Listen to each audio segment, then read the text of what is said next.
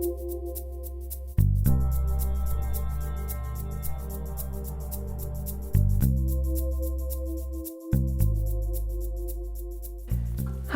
I'm Véronique Tran. I'm Professor of Organizational Behavior, and today I would like to talk to you about emotion. What is an emotion? We talk a lot about emotion nowadays. I think there's a lot of emotion right now during these tough economic times. We talk about fear, maybe even panic, despair, sadness, not much room for elation, joy. Emotion is very much used also in marketing.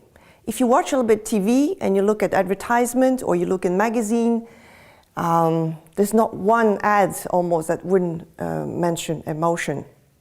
So what is emotion? Emotion is something you feel that is very brief, that is always linked to an event or a person. So you don't have a random emotion, but in essence you have an emotion because of something or because of someone. Well, see, for a number of years we could not even talk about emotion in the workplace. It was kind of a taboo. We thought emotion was of the area of private life. We thought it was either irrational or too familiar and, as I said, private. But thanks to an author called Daniel Goleman, who wrote a book in 1995 about emotional intelligence, he made it that emotion could enter the workplace. He made emotion popular. Okay, is he the only one, or was it like zeitgeist? It was the moment where emotions were ready to enter the workplace. Probably. But thanks to him, now progress is made. And now we teach emotional intelligence, we talk about emotional intelligence, and certainly it has become a normal thing to talk about your emotions in the workplace. I like to talk also more about emotional competence versus emotional intelligence. Emotional intelligence has been a big debate for researchers and practitioners, more for researchers, by the way, because emotional intelligence refers to the fact that maybe it is something innate. Whereas if you talk about emotional competence, there's a hope that we can learn it. And that's why we try to teach it. All right. I was mentioning to you that emotion was not reaching the doors of organization or the corporate life. Why? Because emotion was considered, as said, as private, but also as irrational. Is emotion really irrational? Actually not. You know, the human being is wired to have emotion. It is an essential part of our life, of our survival even. We wouldn't be there as a species if it was not for emotion. Referring to fear again, if we weren't afraid of danger, we would have been killed. If we would not feel disgust when eating something bad, we would be poisoned and again, dead.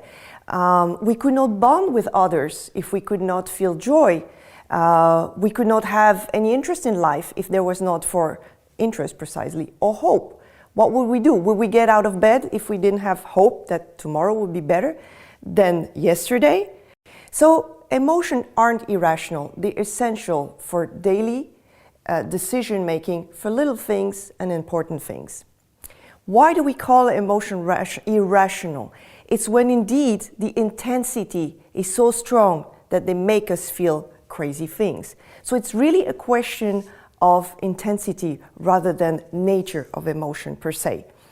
And that's what emotional competence is all about, is to understand what triggers an emotion, okay, and to regulate the intensity. Is that easy?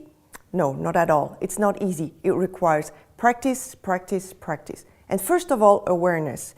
If you're aware of what triggers emotion, then you can act upon it, and then you can start inflecting, changing this curve.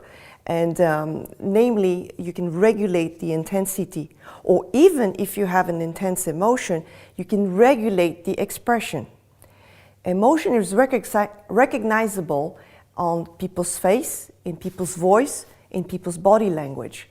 Again, as I said to you, if you're angry, the first thing you want to do is fight, or punch someone's face, or yell at them, and the face takes on some very specific expression.